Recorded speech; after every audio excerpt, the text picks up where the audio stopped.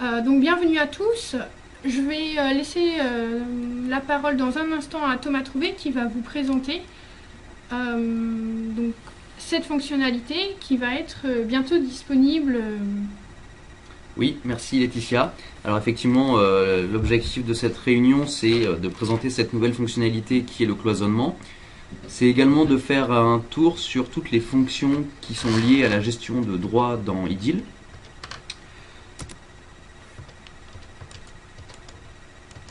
Alors la gestion de droits, c'est d'abord pouvoir définir les accès dans le logiciel, quel profil a accès à telle fonction. Ça va être également définir la navigation.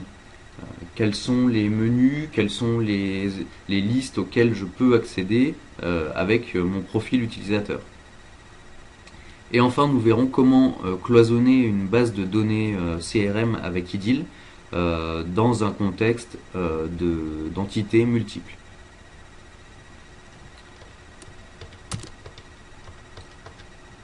Alors d'abord, dans IDIL, la notion de rôle, qui est évidemment importante, c'est elle qui va définir le profil de l'utilisateur. Alors quelques exemples de rôles possibles. Le rôle commercial par exemple, un rôle manager.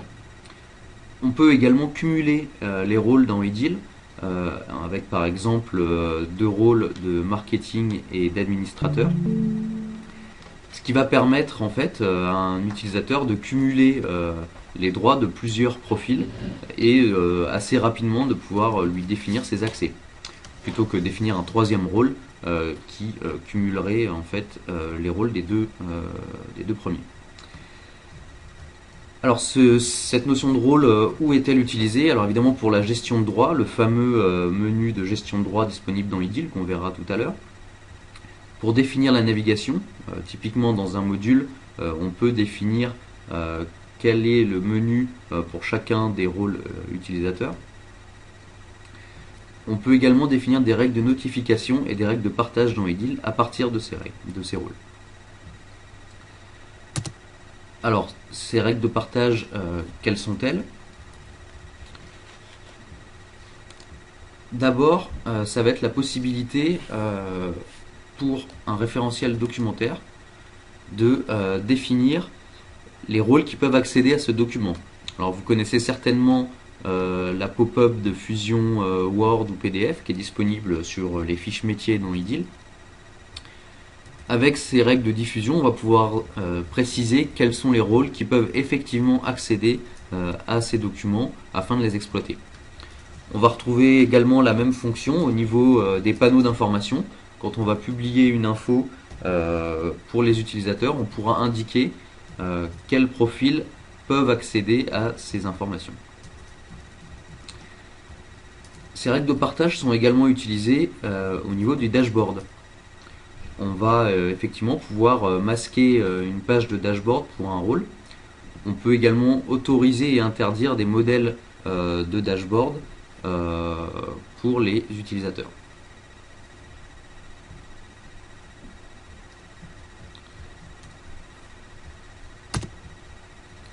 Alors, autre possibilité, ça va être la possibilité de définir des règles de notification. On peut, à partir d'IDIL, définir des alertes SLA, c'est-à-dire des alertes qui vont être envoyées à des acteurs en fonction de délais de traitement. Alors typiquement pour du service client, on va beaucoup utiliser ce genre de mécanisme. Si une alerte arrive à échéance, elle va être envoyée à l'acteur qui va bien pour pouvoir réagir. Et donc là, typiquement, la notion de rôle va pouvoir intervenir. On va pouvoir indiquer par exemple qu'on veut envoyer des alertes à un profil manager afin de recevoir l'information.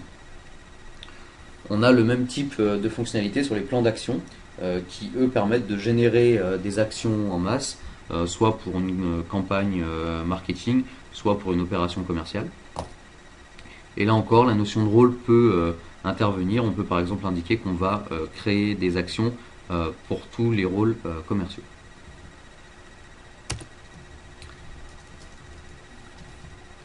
Alors cette notion de rôle est également utilisée au niveau de la navigation. on va pouvoir, pour chaque module IDIL, indiquer le menu qui sera utilisé par les rôles des utilisateurs. Alors pour ça, je vous propose d'aller directement dans l'application. Alors si on va dans la console d'administration, au niveau des logiciels, on va prendre par exemple un module Sales. Si je modifie les propriétés de ce module,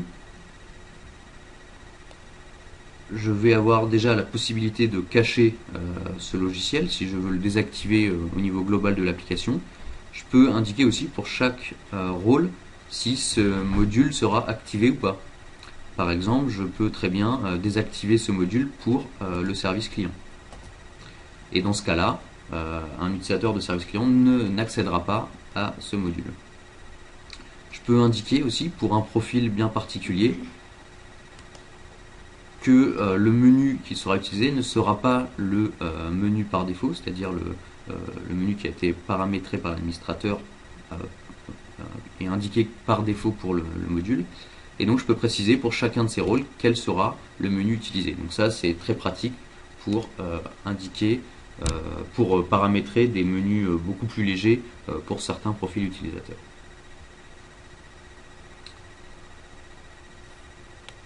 Alors évidemment, une chose qui est arrivée dans IDIL récemment, ça va être la possibilité de masquer des modules par profil.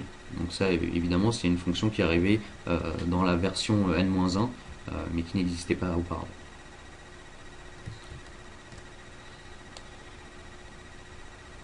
Alors voilà pour la navigation. Alors maintenant pour la gestion de droit. Alors quand on parle de gestion de droit, on va évidemment... alors attendez, j'ai un petit problème de... quelqu'un a un petit problème de réception. Bon, on est en train de traiter par ailleurs. Alors on me dit qu'il y a un petit décalage, donc on va essayer d'aller doucement dans le défilé des écrans.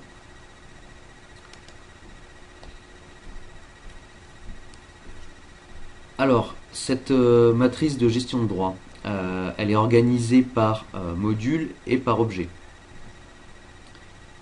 Alors, par module, ça va être la possibilité de travailler module par module et objet par objet.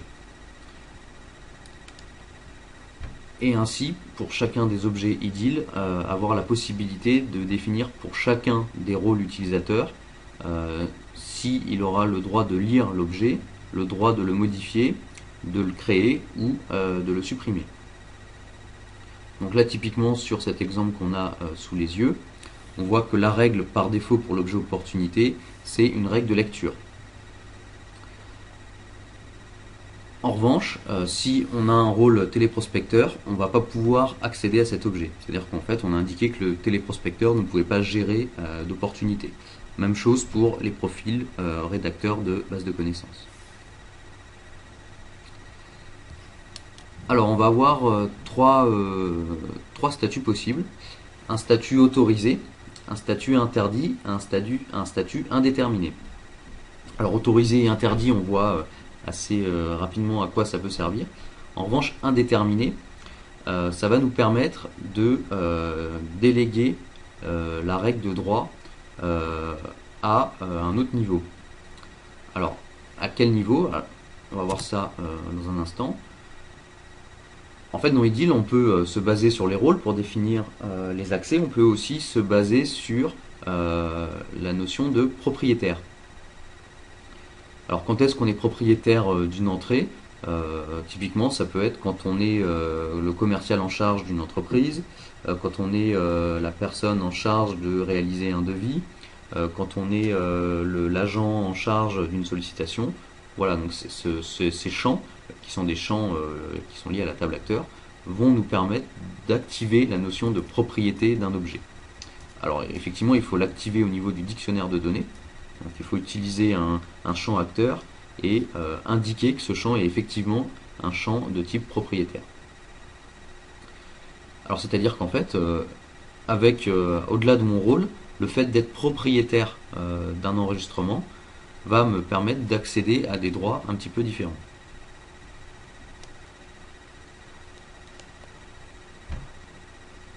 Alors typiquement, si on revient sur l'exemple d'avant, je vois par exemple que l'opportunité par défaut, il est interdit de la modifier. Par exemple, si je suis commercial, par défaut, on voit que là c'est indéterminé, donc c'est bien la règle par défaut qui va s'exécuter.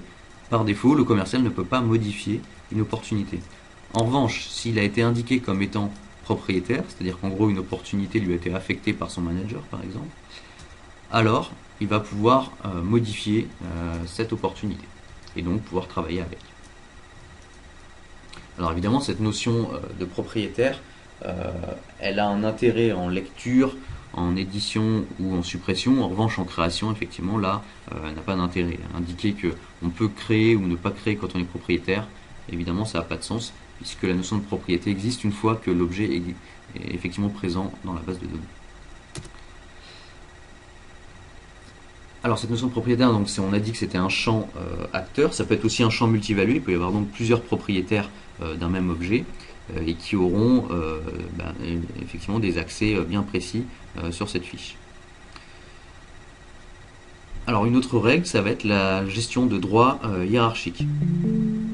Alors cette notion de droit hiérarchique, c'est en fait une extension des droits du propriétaire, puisqu'en fait on va pouvoir indiquer que le manager d'un acteur va bénéficier automatiquement des droits de cet acteur.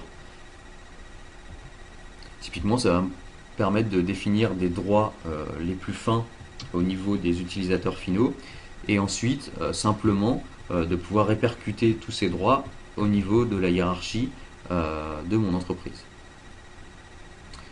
Alors à noter qu'on peut utiliser deux champs, le champ manager et le champ assistant, ce sont deux champs présents sur la fiche acteur. Et effectivement, si je suis le manager d'un acteur, je vais bénéficier automatiquement de sa visibilité, c'est-à-dire des droits dont il bénéficie. Je n'aurai pas moins de droits que lui. Même chose pour l'assistant. Si je définis un assistant sur une fiche acteur, cet assistant aura au moins les mêmes droits que cet acteur. Alors à noter que le champ manager fonctionne un petit peu différemment du champ assistant, puisqu'en fait la règle de hiérarchie du manager est récursive.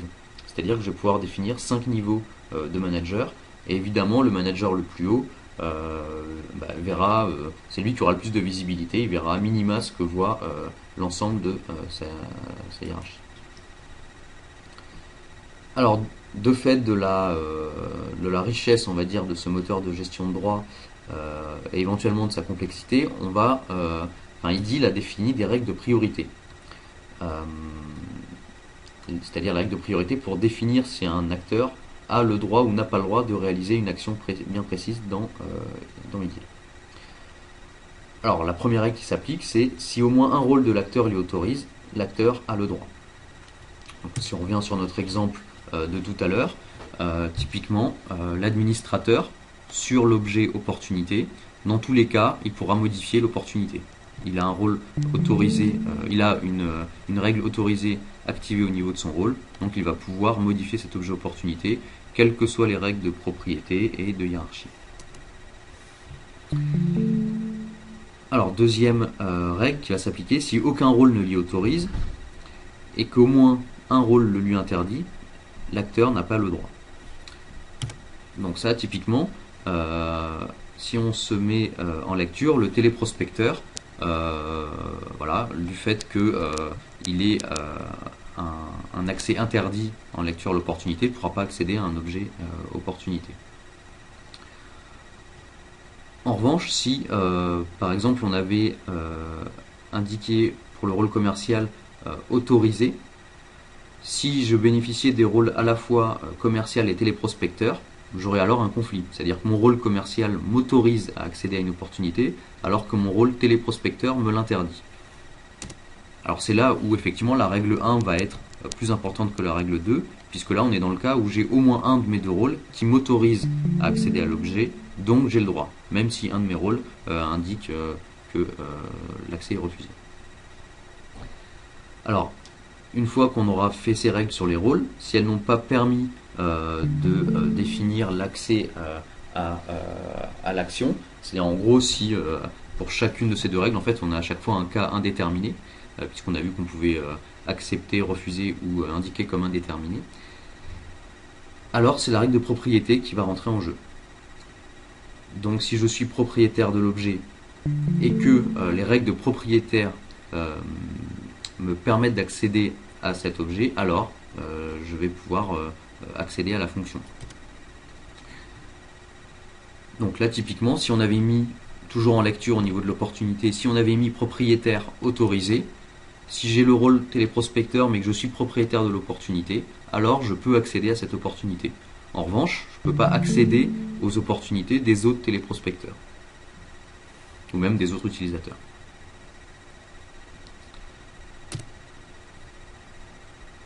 Alors après, évidemment, cette règle de propriétaire, elle est aussi liée à la règle de hiérarchie. C'est-à-dire qu'en fait, si de manière hiérarchique, je peux accéder à un enregistrement, typiquement si je suis manager d'un utilisateur qui est propriétaire d'une opportunité, alors je vais automatiquement pouvoir avoir de la visibilité sur son opportunité, même si je ne suis pas le propriétaire direct de cet objet. Alors après, si aucune des règles ne peut s'appliquer, ni la gestion de droit, ni la gestion de droit propriétaire, ni la gestion de droit hiérarchique, alors on va utiliser la gestion de droit par défaut. Donc ça, c'est la première ligne qu'on voit ici, qui va entrer en jeu. Alors ce que je vous propose, c'est de voir ça un petit peu dans l'application. D'abord, on va commencer par définir une gestion de droit. Alors on va travailler par exemple avec l'objet opportunité, avec l'objet entreprise, pardon. Donc on voit par défaut tout est autorisé. Alors ce qu'on va faire, c'est indiquer par exemple que le rôle commercial n'a pas accès à l'objet entreprise. Alors quel va être l'intérêt de dire que le rôle commercial n'a pas accès à l'objet entreprise? C'est de dire qu'en fait, s'il est propriétaire, alors il peut accéder à l'objet entreprise. On va enregistrer. Voilà, donc là si j'affiche ma gestion de droit au niveau de l'objet entreprise, j'ai bien le rôle commercial qui m'interdit d'accéder à l'objet, alors que le rôle propriétaire m'y autorise. D'accord ? Alors on va créer un acteur.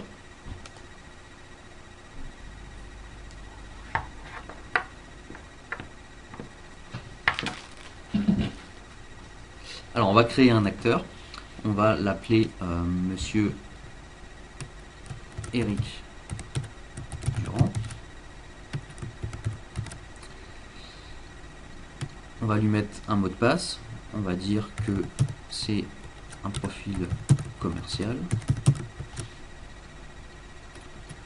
Et alors on va, au niveau de sa fiche acteur, définir ici les rôles. Alors vous connaissez certainement cet écran, si vous êtes administrateur d'IDIL, on va lui activer le rôle commercial. On va également lui donner des licences, évidemment, parce que s'il n'a pas de licence, il va pouvoir accéder à IDIL. Et donc là, j'ai bien un utilisateur Eric Durand qui va bénéficier du rôle commercial. On va enregistrer. Alors on a vu qu'on avait changé la gestion de droit, donc du coup on va recharger le gestionnaire de contrôle d'accès afin que les règles qu'on a définies sur l'objet entreprise s'appliquent effectivement dans l'application. Et alors ce qu'on va faire avant de quitter l'application, alors évidemment, alors là vous voyez, voilà, ça marche bien, Monsieur Dominique Miller n'a plus accès à l'objet entreprise. Donc on a bien défini notre gestion de droit.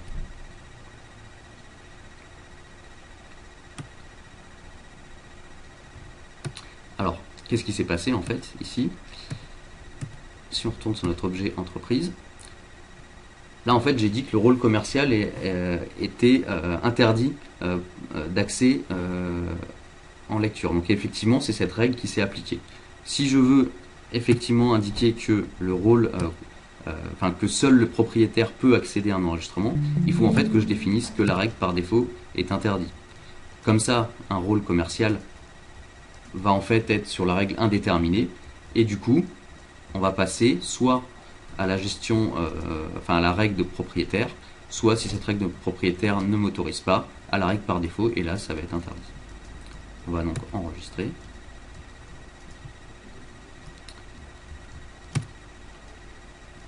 Et on va recharger ce contrôle d'accès.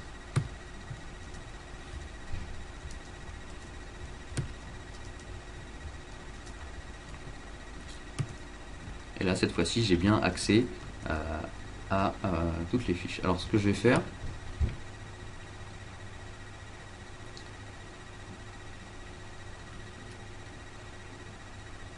je vais indiquer que Eric Durand, que je viens de créer, est bien propriétaire d'une entreprise.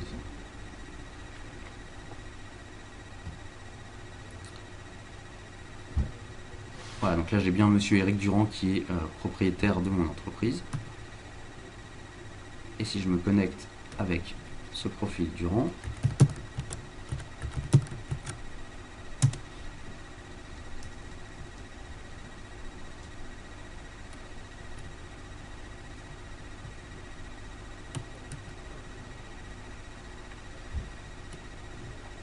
voilà, donc monsieur Eric Durand n'a accès qu'à une seule entreprise, celle dont il est propriétaire. D'accord. Donc là on peut vraiment mettre en place une règle d'affectation de compte, c'est-à-dire que le superviseur, le manager affecte ses comptes, il a une visibilité sur tous les comptes, alors que les commerciaux ne vont pouvoir accéder que à leurs entreprises, c'est-à-dire à celles dont ils sont propriétaires. Voilà pour cette règle. Alors si vous avez des questions, surtout n'hésitez pas à les noter, on essaiera d'y répondre en fin de webinaire.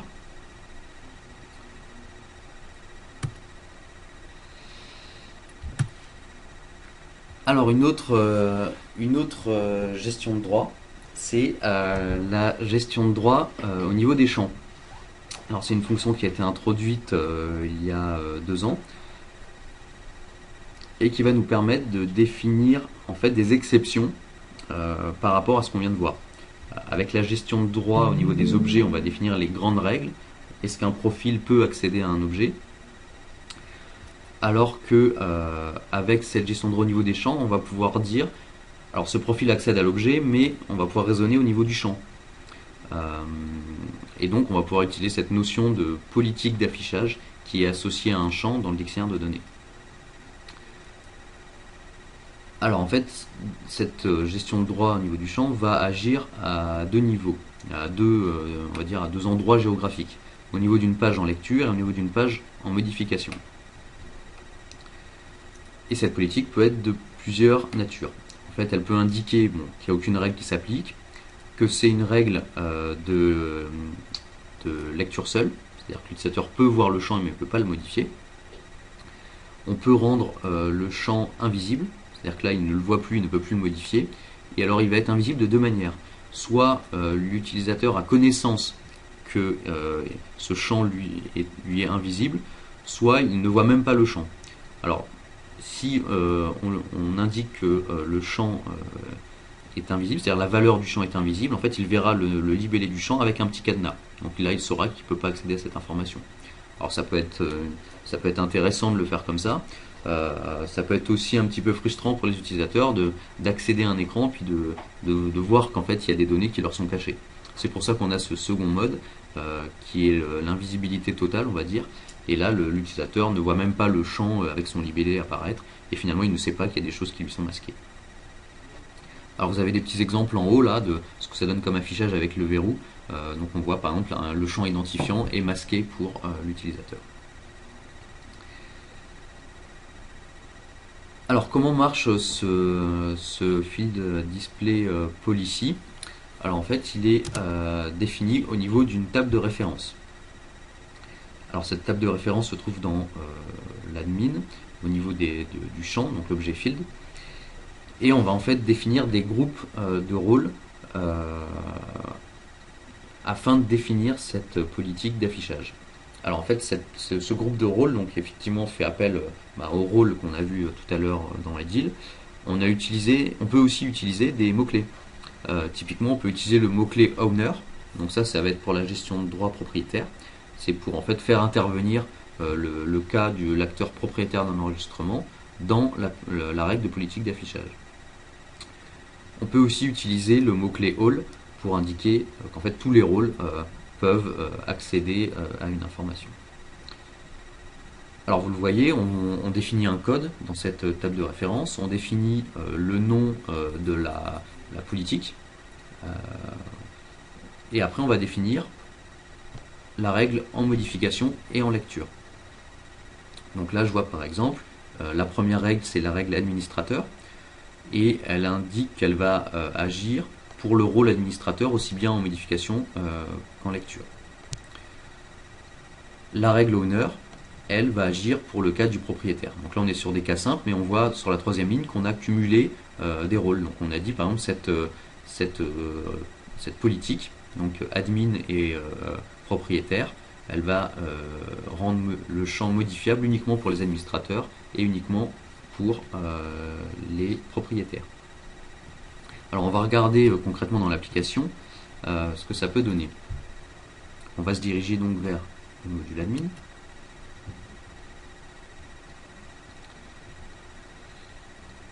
Au niveau du référentiel, alors on a dit le module admin, l'objet field déclaration,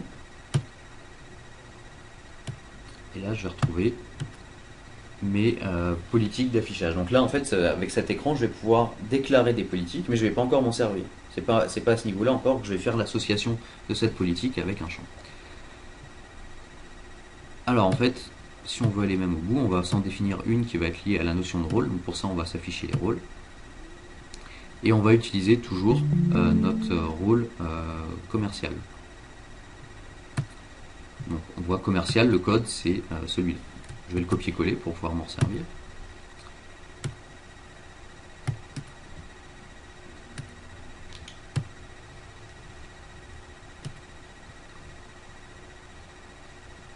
Alors là, je vais déclarer ma règle.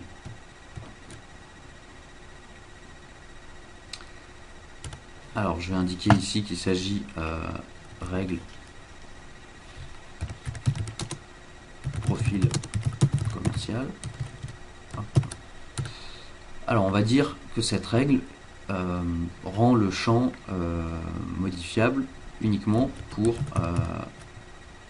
l'admin.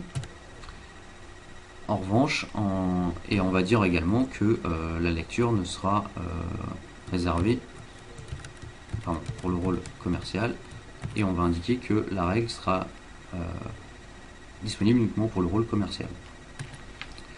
Donc là, je vais pouvoir indiquer par exemple que tous les rôles vont s'appliquer sauf celui que je viens de marquer. Typiquement, ça va me permettre de dire en fait tout le monde accède à ce champ sauf le rôle que j'ai indiqué. Donc c'est pour raisonner à l'inverse en fait. Bon, on va mettre à 0.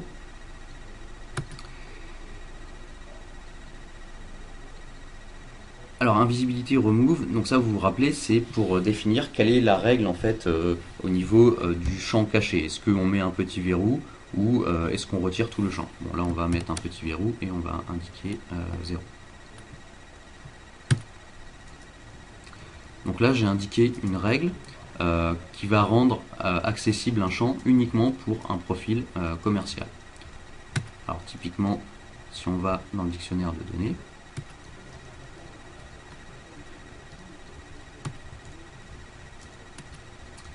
on va toujours travailler sur notre objet entreprise. Et alors on va dire par exemple, on va prendre le champ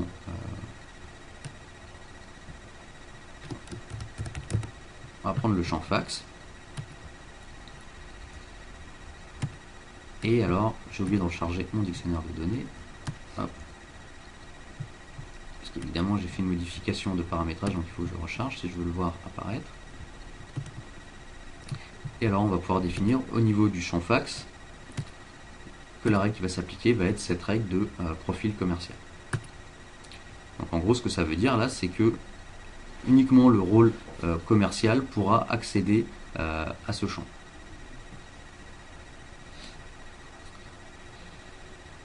Alors même chose, on va valider notre paramétrage. Hop, le dictionnaire de données.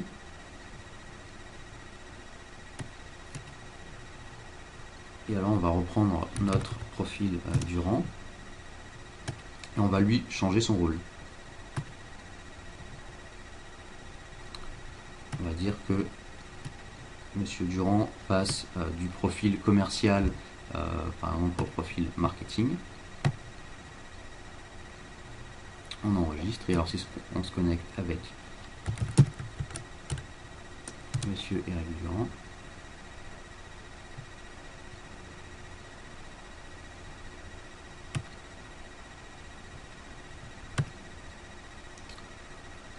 Alors on voit qu'il est toujours propriétaire de son enregistrement. Et là vous voyez le fax n'apparaît pas. D'accord, donc là on a bien cette règle au niveau du champ qui m'a permis de masquer la valeur du champ en fonction du profil. Évidemment, si Eric Durand revient à son profil commercial, alors il pourra à nouveau accéder au champ fax. Voilà pour cette gestion de droit au niveau du champ, qui peut être vraiment très pratique si l'on veut raisonner par exception, ou du moins lorsqu'on a des règles voilà, un petit peu complexes ou un peu fines pour certains objets.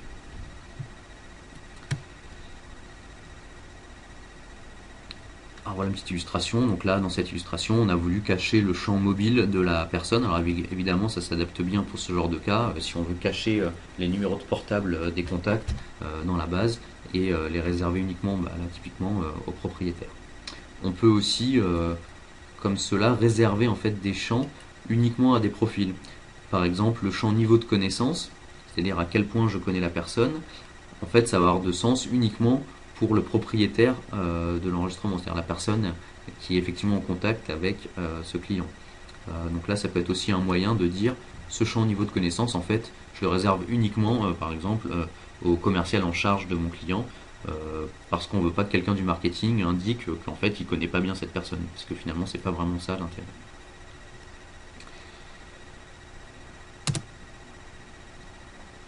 Alors, le cloisonnement. Alors voilà, donc ça c'est la dernière nouveauté d'IDIL qui a été en fait mis en place chez les CCI et qui permet en fait de segmenter une base de données IDIL sous différentes entités.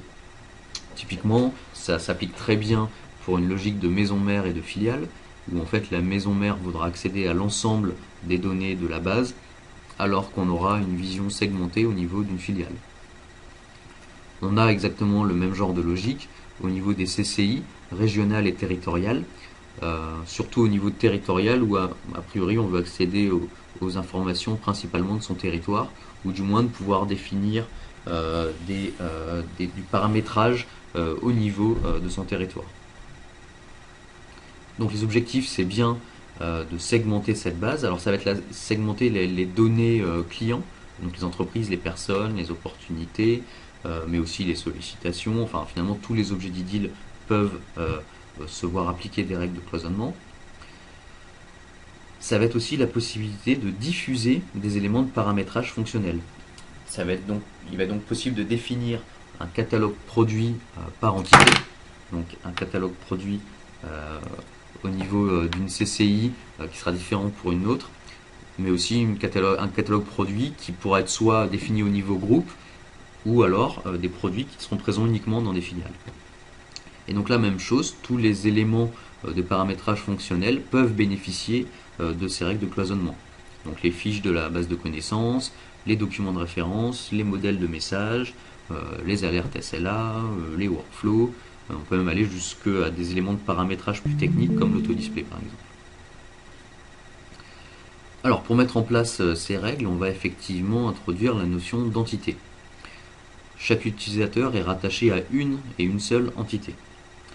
En revanche, les enregistrements, donc soit les entreprises, personnes opportunités ou les éléments de paramétrage tels que produits, base de connaissances, vont être tagués avec 0 entité, donc aucun rattachement à une entité, une seule ou même plusieurs entités. Donc on pourra très bien dire que par exemple une fiche de connaissances sera accessible dans deux CCI ou dans deux filiales.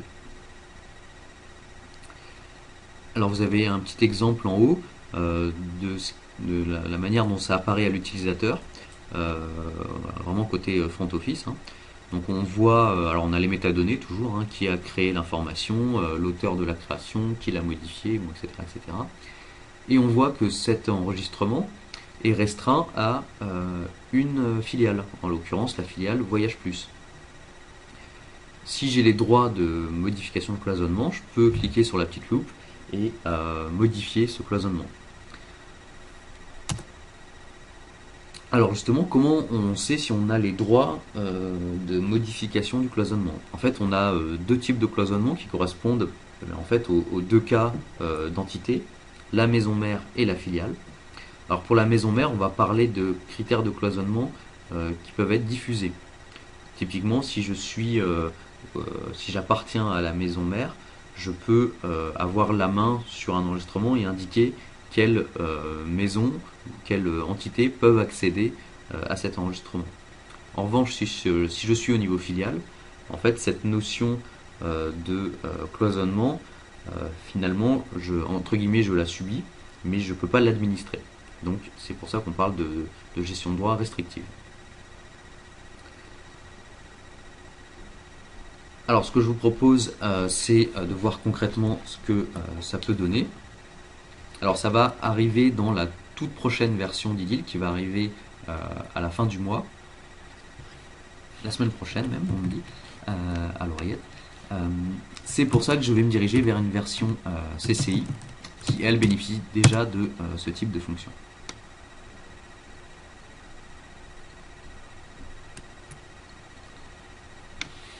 Alors effectivement, les CCI ont ce type d'organisation. Alors il faut savoir qu'elles sont organisées par territoire, enfin en fait au niveau région. C'est maintenant une CCI, on parle de CCI régionale, qui va un petit peu rassembler, on va dire, l'administration, l'informatique, la comptabilité par exemple. Et après, on va parler de CCI territoriale, où là, on a plus un rôle opérationnel en termes de relations clients et d'activité. C'est pour ça qu'on aura cette notion de cloisonnement qui va intervenir, puisque les CCI territoriales vont travailler sur leur territoire, sur leurs ressortissants qui appartiennent entre guillemets à leur CCI, alors qu'au niveau régional, on souhaitera avoir une vue consolidée et avoir une vue transverse sur l'ensemble de la région.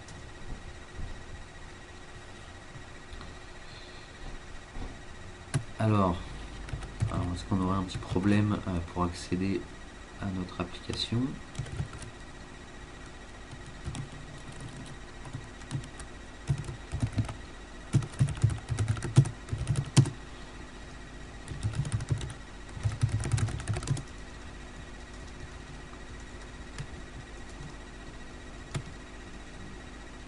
Voilà. Alors on va se connecter avec le fameux Dominique Miller. Et si on va sur sa fiche, on va voir qu'il est rattaché à une entité. Donc là, je suis sur la fiche de monsieur Dominique Miller. Et je vois qu'il est rattaché à l'entité CCI régionale. D'ailleurs, c'est défini à ce niveau-là. Alors ces entités, on peut y accéder par le module administrateur, donc, à travers le nœud utilisateur. Et là, je vais pouvoir visualiser tous les types d'entités qui ont été déclarées. Alors là, on est dans un contexte CCI, donc on parle de CCI territoriale et régionale. Et là, on voit, on a défini une CCI régionale et des CCI territoriales. Alors, on a vu que Dominique Miller, lui, appartenait à la CCI régionale. Voilà, donc à partir d'une entité, je peux accéder à l'ensemble des informations. Est-ce que je retrouve bien mon Dominique Miller? Voilà, il est bien là. ce qu'on va faire, c'est qu'on va regarder ce qui se passe pour quelqu'un qui appartient à une CCI territoriale. Alors on va prendre notre Richard Gasquet, puisqu'on est en plein tournoi de tennis actuellement. On voit que cet utilisateur est rattaché à une CCI territoriale. Voilà. Alors, donc là c'est côté administrateur. Maintenant côté établissement, côté en fait données, on va par exemple accéder à une fiche client. Donc là, Dominique Miller étant rattaché en fait à une entité de mode de diffusion, c'est-à-dire en fait une CCI régionale dans notre contexte CCI, il peut modifier ici le cloisonnement. Donc là, vous voyez, j'ai une petite fenêtre qui me permet de modifier les règles. Et là, je vais indiquer par exemple que cet enregistrement en fait appartient uniquement à la CCI territoriale. Voilà, donc là vous voyez, le petit affichage a été modifié. Et on voit maintenant que Akajumag s'affiche uniquement pour les CCI territoriales 1. Alors il s'affiche aussi automatiquement au niveau des CCI régionales, c'est-à-dire au niveau le plus haut des entités. Alors on va voir ce qui se passe pour notre Richard Gasquet. Alors je crois que je n'ai pas regardé son login mot de passe, donc on va lui définir un accès afin de pouvoir se connecter.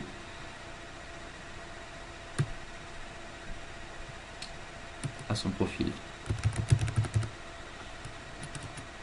Alors je vais définir le login Richard et le mot de passe Richard.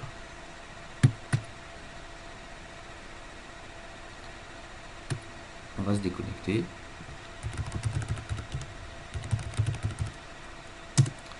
Et on va se connecter avec Richard.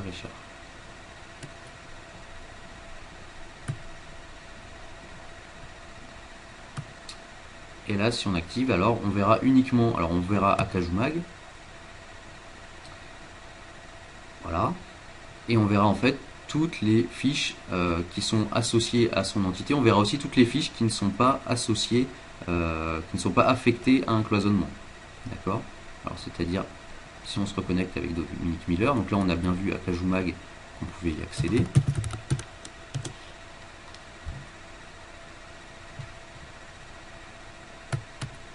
Cette fois-ci, on va modifier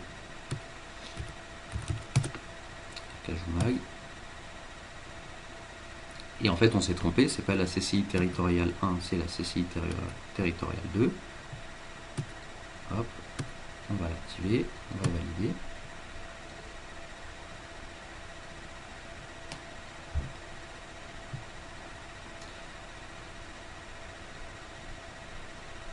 Et donc, si on se déconnecte, on revient avec notre Richard qui, lui, par contre, est bien à la CCI territoriale 1.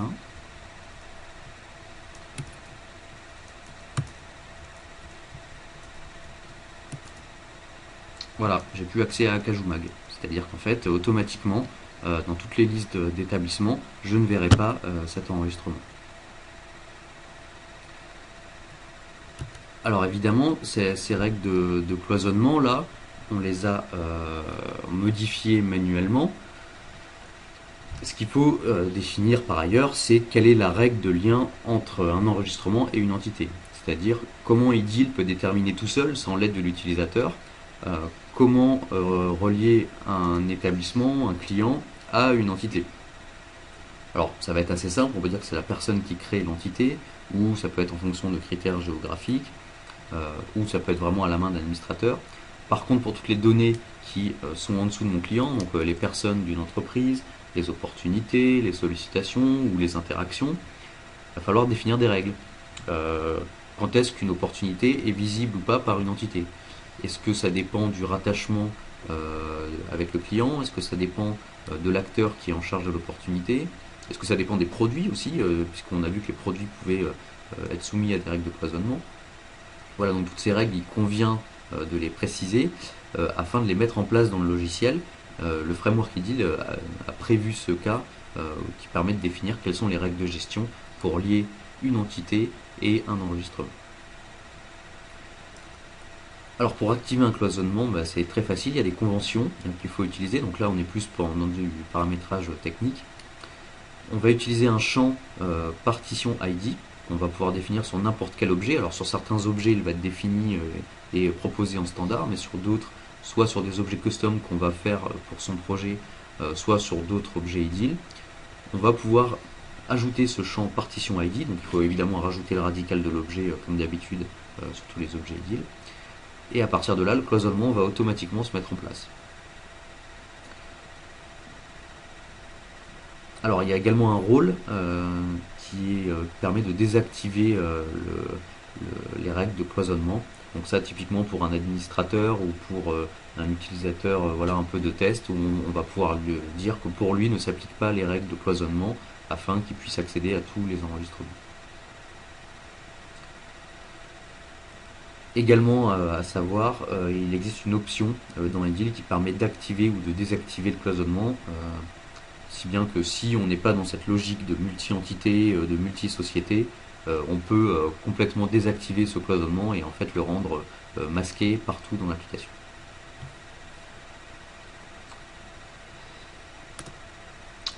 Voilà pour ce webinaire gestion de droit.